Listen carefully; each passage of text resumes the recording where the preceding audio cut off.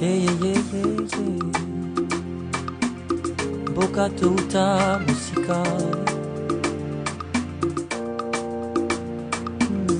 Kwetumbali. Mesdames, Messieurs, merci d'avoir choisi Canal Congo Télévision dans ces programmes spéciaux Projet Bokontia Banakin. Projet Bokontia Banakin, c'est un projet, comme je l'ai dit, c'est un projet de cœur international en collaboration avec les ONG nationales, notamment la Nouvelle Société Civile et Serapcob. Un projet qui porte sur la santé, l'éducation et la décentralisation dans la commune de Makala et Selembao. C'est un projet qui est financé par l'Union européenne. Et aujourd'hui, justement, dans le cadre de ces projets, une émission organisée dans le cadre justement de ces projets Bokondia Banakin, nous avons reçu quatre personnes, quatre personnalités, pour ne pas les dire ainsi. Avec nos quatre invités, nous allons nous entretenir sur l'évaluation de ces projets une année après, une année et demie après, avec eux. Durant toute cette émission, vous allez comprendre. Nous avons quatre invités, comme je l'ai dit. Je commence d'abord par vous présenter notre premier invité. Il s'appelle Monsieur Germain Kimbembe. Monsieur Germain Kimbembe est chef de bureau communal de la décentralisation et affaires coutumières dans la commune de Selembao. Je ne l'ai pas dit, tous nos invités ici sont de la commune de Selembao. Le deuxième invité, c'est M. Massamouna Paul. Il est préfet du collège Notre-Dame de l'Assomption, toujours dans la commune de Selembao. Avec lui également, nous allons nous entretenir dans le cadre de ce projet. Notre troisième invité, c'est M. Albert Kombo, utilisateur de services. Aujourd'hui, sur ce plateau, il représente les parents d'élèves de la commune de Selembao. Et enfin, M. Jean-René Munganga, président de l'ONG Bana Bumbu Selembao, Boussel Asbel. Donc avec M. Jean-René Munganga également, nous allons procéder à l'évaluation du projet Bokontia Banakin dans la commune de Selembao. Eh bien voilà, comme je l'ai dit, bienvenue mes chers invités sur le plateau de Canal Congo Télévision. Nous sommes ravis de vous recevoir aujourd'hui. Ma première question s'adresse directement à M. Kimbembe. M. Kimbembe, vous êtes chef de bureau décentralisation et affaires coutumières dans la commune de Selembao. Dites-nous, au stade actuel, comment peut-on évaluer l'état de santé de la loi organique numéro 08/016 du 7 octobre 2008 portant composition, organisation et fonctionnement des entités territoriales décentralisées dans vos communes? Merci beaucoup, madame, pour la question. Tout en répondant à votre question, je voudrais signifier la décentralisation dans la Constitution. Je dirais, la Constitution de notre pays, la République démocratique du Congo, a consacré la décentralisation comme un nouveau mode de gestion des affaires publiques de l'État. Alors, par rapport à la question, à votre préoccupation, je dirais ceci. Si nous pouvons parler de l'avancement de la loi organique numéro 08/016, 17 octobre 2008, nous allons dire ceci. Pour son fonctionnement, la commune n'a pas encore atteint son objectif. C'est-à-dire, nous attendons les élections parce que la commune, par rapport à cette loi, doit fonctionner avec des organes. Nous avons l'organe délibérant, là où on trouve les conseils communaux pour délibérer les matières sur la gestion de la commune. Et nous avons aussi les collèges exécutifs. Là, nous trouvons les bourgmestres adjoints et les deux échevins. Au cours de la situation actuelle de notre pays, nous allons vers les élections. Et nous pensons qu'après les élections, ces organes auront à fonctionner pour répondre effectivement à l'application de cette loi. Néanmoins, la présence de la décentralisation au niveau des communes de la ville de Kinshasa fait preuve d'une démonstration pour dire que la décentralisation elle-même étant un processus, nous sommes là pour accompagner et appuyer les institutions locales. Alors, au niveau des communes, nous avons déjà commencé à fonctionner parce que la décentralisation et le transfert des pouvoirs, des compétences et des ressources, tant au niveau central qu'au niveau local, nous sommes là maintenant dans la phase de sensibilisation. C'est-à-dire nous avions pris l'option, une des attributions de notre service au niveau de la commune, nous avons pour mission de sensibiliser la population, d'inviter cette population à mieux participer à la gestion des affaires locales qui l'attend, qui va amener nécessairement à l'approfondissement de la démocratie locale, au développement local et à la participation effective de cette population pour mieux participer aux décisions, à la prise de décision, et à mieux gérer, contribuer au développement de son entité. Merci beaucoup, Monsieur Kimbembe. Mais juste, vous venez de nous parler d'évaluer en fait au stade actuel l'état de santé de la loi organique. Dites-nous, si on vous demandait d'établir un parallélisme entre la gouvernance, la décentralisation et le principe de redevabilité, si on vous posait cette question-là, et comment vous allez nous répondre? Merci encore pour la question. Moi, je pense que la gouvernance, c'est une manière de gérer. Alors ici, dans la décentralisation, nous voulons inviter la population à participer dans cette gestion. C'est-à-dire la décentralisation étant le transfert des pouvoirs, des compétences et des ressources bien limités. C'est tellement limité. Bon, maintenant, je vais m'adresser à M. Paul. Monsieur Paul Massamouna, vous êtes préfet d'une école, donc vous êtes prestataire de services. Dites-nous, quel rôle pensez-vous jouer dans le cadre de ces projets Bokondi Abanakin en ce qui concerne l'éducation? Parce que vous êtes préfet d'une école. Vous avez un rôle à jouer, vous avez des responsabilités par rapport à l'égard des élèves, des parents. Dites-nous, si vous pouvez nous résumer un peu ce que vous avez comme travail à faire. Oui, merci madame pour la question. Un préfet,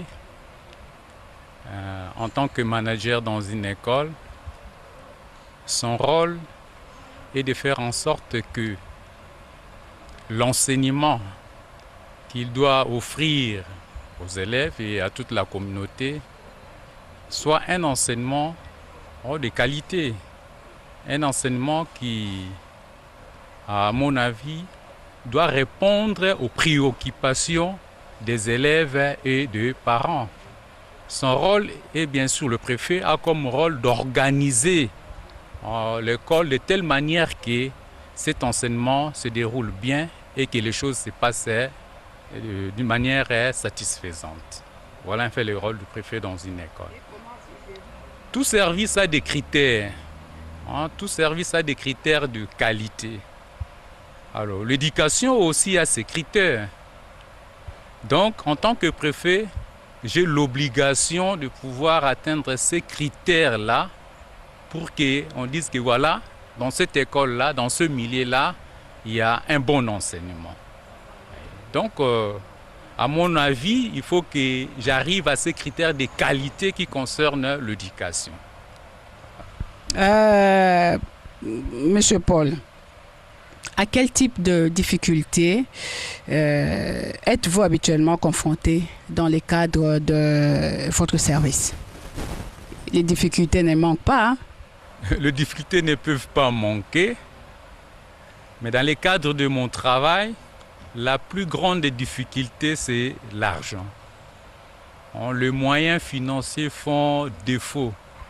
Si bien que, comme on n'a pas tellement de moyens, oui, c'est vrai que les élèves payent, mais par rapport aux besoins et à ce que les élèves payent, ça ne suffit pas pour arriver vraiment à atteindre les objectifs qu'on s'est fixés.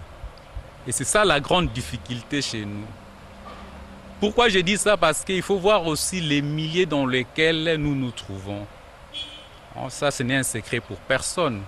La commune de Selembao est en majorité, la population est en majorité vraiment pas pourvue de moyens. C'est une population dépourvue de moyens financiers, en tout cas en grande majorité.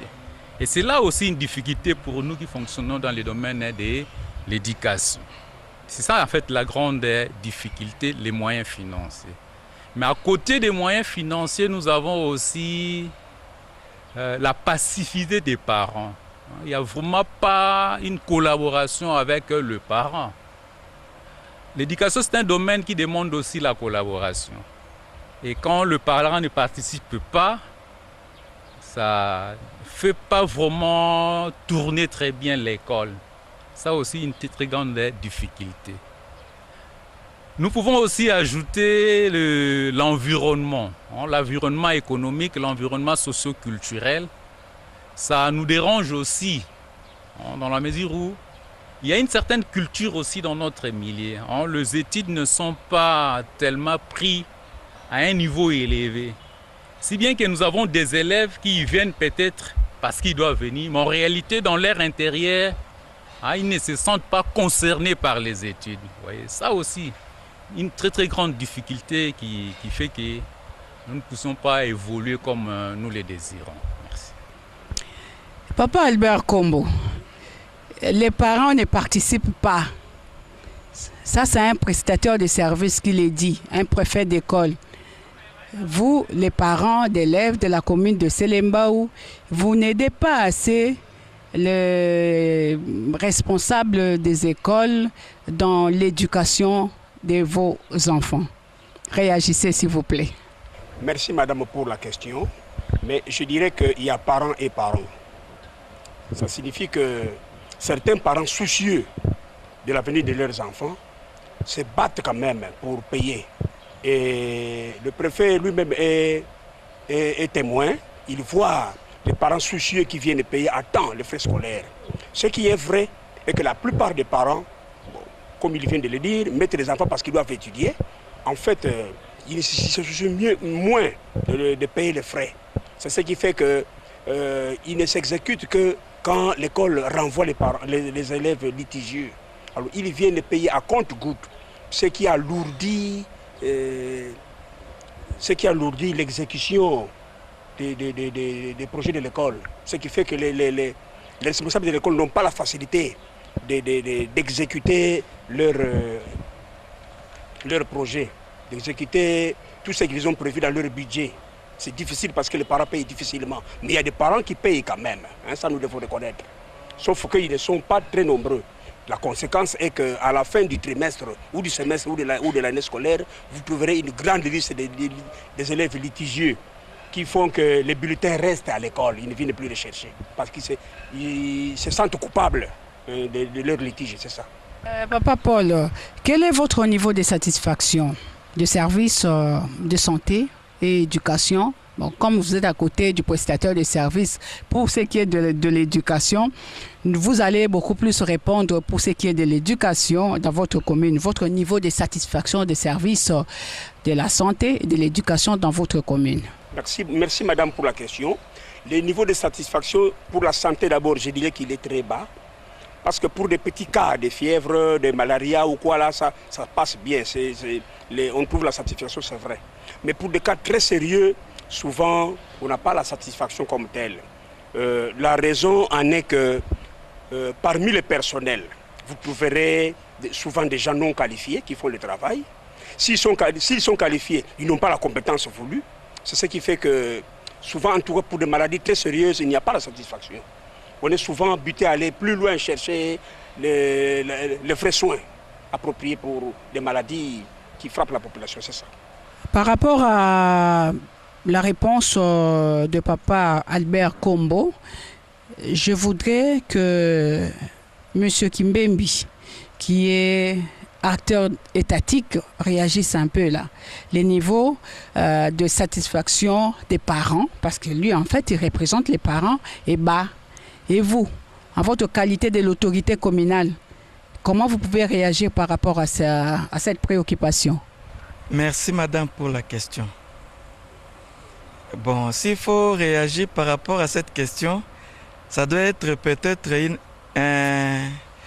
je peux donner de l'espoir à papa Albert quant à la décentralisation, parce que cette loi qui fixe l'organisation, la composition et le fonctionnement de la commune, demain ou après-demain, quand ça sera effectif, les infrastructures sanitaires seront sous contrôle de la commune. Là, on aura à faire l'évaluation parce que la population doit participer à la gestion des affaires publiques locales. On peut estimer qu'à travers la population elle-même, de l'évaluation pourrait apporter une amélioration. Parce qu'à Selembao, nous avons l'hôpital général de référence de Makala. C'est un patrimoine public qui demain va appartenir à la gestion de la commune, conformément à la décentralisation. Parce que ça va devenir un patrimoine de la commune, sous la gestion de la commune. Là, la population aura à s'impliquer, je dirais. Et en observant ou à voir comment participer, cette population aura aussi un mot par rapport à la prestation des services que cette infrastructure peut donner à sa propre satisfaction. Papa Jean-René Munganga, vous êtes acteur non étatique de la commune de Selembao. Dites-nous, quel bilan pouvez-vous faire du projet Bokonzi Abanakin? Vous avez sûrement un bilan à établir. Merci beaucoup, madame, pour votre question. Il est vrai que nous devrons faire le bilan, mais il y a lieu de noter que le projet est pour 3 ans. Il est difficile de faire un bilan parce que le bilan, on le fait en fait à la fin. C'est l'évaluation finale. Néanmoins, comme nous venons déjà de terminer notre première année, nous pouvons toujours faire une évaluation à mi-parcours, effectivement, ou à mi-chemin.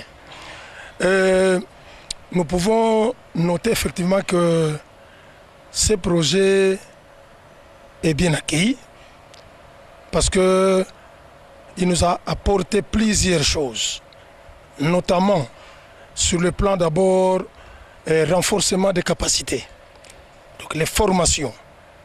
On a bénéficié de plusieurs formations qui déjà influencent notre façon de travailler. Et dans ces formations, nous avons appris plusieurs techniques aussi de travail qui nous permettent à collaborer, par exemple aujourd'hui, avec les acteurs étatiques. Et aussi, ce que nous avons appris nous permet aussi de mieux nous occuper de nos populations. Et ces projets nous a permis, nous à Selembao, comme on dirait aussi à Makala, parce que nous bénéficions de ces projets dans les 2 communes. Et le projet nous a permis de mettre sur pied un comité qui dirige les réseaux des ONG de nos communes. Et moi, personnellement, je fais partie de ce comité-là. Il est formé de 12 personnes. Je suis le secrétaire du comité de ces réseaux. Et ce projet aussi nous a aidé à mettre sur pied des groupes thématiques. Ce sont des groupes de réflexion par rapport à nos problèmes. Il y a 4 groupes thématiques. Groupe thématique éducation, groupe thématique santé, groupe thématique plaidoyer et groupe thématique gouvernance. Donc ces 4 groupes thématiques-là, déjà, d'abord, au sein de ces groupes thématiques, nous apprenons beaucoup de choses. Et puis ça nous permet déjà de commencer à réfléchir par rapport à ces thématiques-là. Et ces projets nous a permis aussi en fait de renforcer le partenariat. Le partenariat entre nous les ONG. On ne se connaissait pas tout à fait, mais ce projet nous a permis, en mettant sur pied les réseaux, donc nous a permis vraiment de travailler en partenariat et de profiter aussi de certaines choses de la part des autres ONG. Et ce projet aussi nous a permis de commencer à travailler facilement avec les acteurs non étatiques, notamment avec le bourgmestre, ses services, et aussi au niveau des quartiers, nous nous sentons un peu plus à l'aise de travailler avec les chefs de quartier. Parce que pendant même les formations, nous avons eu à suivre les formations ensemble avec les services de la commune, avec les chefs de quartier. Donc vous comprenez que ce projet ici, nous ne sommes pas encore vraiment à la fin, mais nous sentons déjà que ça nous apporte quand même quelque chose de plus. Donc voilà ce que nous pouvons dire. Papa Jean-René, vous avez parlé de relations entre vous les ONG. Maintenant, quel est l'impact de toutes ces formations que vous avez reçues vis-à-vis de votre base, des bases que vous dirigez là? Il y a de l'impact, il y a comment cette base a accueilli ces projets, comment cette base vit avec ces projets, les projets Bokontia Banakin. Il est vrai que la première chose que nous notons, c'est que ce projet est venu nous aider à développer une certaine expertise au niveau de nos membres. Et les formations que le projet nous a amenées n'ont pas été suivies par les responsables seulement, ou les présidents seulement des ONG. Mais beaucoup de nos membres ont participé, ont suivi ces projets. Et même aujourd'hui, quand nous parlons par exemple des groupes thématiques, dans chaque groupe thématique, il y a nos membres qui y participent. Donc ils profitent aussi de certaines connaissances, des relations aussi, parce que dans ce groupe thématique, on rencontre le membre de plusieurs ONG. Donc si nous prenons par exemple les 4 groupes thématiques, et que moi, dans chaque groupe thématique, j'ai un membre, donc ce qui signifie que ces membres-là, chacun de ces membres fait des relations avec les autres membres des autres ONG qui viennent participer dans les groupes thématiques. Donc voilà, je crois que nous profitons vraiment de ce projet. Monsieur Paul, quels sont les moyens que vous préconisez pour mener parfaitement vos activités? Vous avez parlé des difficultés. Maintenant, pour faire face à ces difficultés-là, quelles sont les pistes, des moyens à mettre sur pied pour que vous puissiez trouver des solutions à vos problèmes? Pour mener à bien nos activités, si je dois commencer par rapport aux difficultés que nous avons, premièrement, je dirais qu'il faudrait qu'il y ait une bonne collaboration. Et par rapport à ça, il faut aussi la modernisation des infrastructures, l'équipement. Non, ça c'est nous-mêmes. Ça c'est nous-mêmes parce que je dis par rapport au renforcement des relations, cela peut nous permettre de moderniser les infrastructures et de nous équiper en matériel et en outils Ça aussi, c'est un moyen, je pense. Mais aussi, il faut la motivation.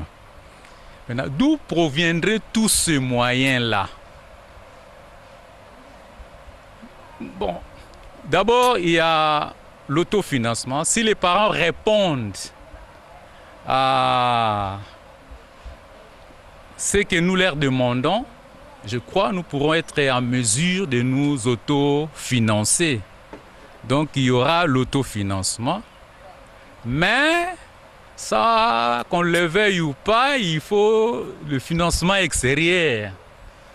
Dans le domaine de l'éducation, c'est un domaine social qui demande vraiment le financement extérieur. Bon, l'État peut participer aussi à ces moments-là. Oui, les décideurs sont toujours saisis par rapport à nos problèmes là. Mais leur réaction est souvent mitigée. Vous savez à quel niveau nous nous trouvons. Ils prennent conscience des problèmes que nous posons, mais les solutions ne viennent pas tout de suite. Parfois, ce n'est pas de leur faute. Si je peux être un peu plus concret, par exemple, s'il y a des problèmes pour les infrastructures, vous posez les problèmes au sous-prophète, mais qu'est-ce qu'il va faire à son niveau? Rien du tout. Lui aussi, à son niveau, il ne fera que les rapports à d'autres autorités et attendre aussi la suite. Nous pensons que peut-être la décentralisation pourra nous apporter la solution que nous cherchons. Mais c'est ça le souhait justement, c'est par rapport à ces projets. La loi sur la décentralisation qui pourra nous aider. Parce qu'à ce moment-là, nous aurons les décideurs le plus vite possible et ce ne sera pas un décideur qui est trop éloigné de nous, mais s'il se rapproche, il pourra peut-être trouver rapidement la solution. Papa Albert, vous devez toujours intervenir après le préfet. Parce que lui, il semble oublier les décideurs, l'acteur étatique, il se rabat sur les parents. Une petite question. Est-ce que vous pouvez réagir par rapport à ce qu'il a dit là? Vous réagissez et vous nous donnez les coûts. Vous pouvez également nous donner les coûts pour bénéficier des soins de qualité dans votre commune là. Soins de qualité ou pour ce qui est de l'enseignement, éducation, évaluer. Donnez-nous un coup. Merci madame pour la question. Je prendrai par exemple pour l'évaluation dont vous parlez. Toute l'année passée, on a payé $150. Je trouve pour moi que c'est un montant très raisonnable par rapport aux autres écoles où l'on paye $150 par trimestre. Si au collège on a payé $150 toute l'année, c'est vraiment raisonnable. Alors c'est là où nous-mêmes nous plaignons ces parents qui sont restés litigieux toute l'année. Ce que je demanderai au préfet, peut-être comme vous me le demandez, de multiplier les contacts avec les parents dans des assemblées pour insister et trouver des voies et moyens pour qu'ils se sentent contraints de payer absolument. C'est-à-dire, par exemple, en multipliant des invitations et leur faire signer, par exemple, des reconnaissances. Qu'à telle date, je viendrai payer. Un parent conscient qui n'a pas de moyens vient se présenter auprès du préfet pour signer lui-même, dire que je viendrai à telle date payer cet argent-là. Si chaque parent litigé faisait la même chose, je crois qu'au bout d'un trimestre ou d'un semestre, on aurait moins de litigés et à la fin de l'année, on aura peut-être récupéré 80 ou 90% de l'argent pour essayer de faire face à tout ce qu'on a prévu comme budget. Voilà ce que je peux dire. Pour ce qui est de la santé, le coût a toujours été élevé. Ce que nous déplorons, c'est que c'est du côté des malades qu'on ne trouve pas tellement de solutions. Mais comme notre gestionnaire de l'État vient de nous dire là-bas qu'on peut avoir cette fois-ci de l'espoir, nous espérons que les choses vont s'améliorer à l'avenir. C'est ça. Et comme nous sommes en train de finir, de terminer avec cette émission, parents d'élèves de Selembao, vous avez sûrement un souhait à l'endroit des autorités, à l'endroit par rapport au projet Bokonziabanakin, un souhait. Merci. Je commence d'abord par le souhait par rapport aux officines sanitaires. Prenons l'exemple des écoles. Dans les écoles, nous voyons circuler des inspecteurs qui viennent parfois contrôler les dossiers des enseignants.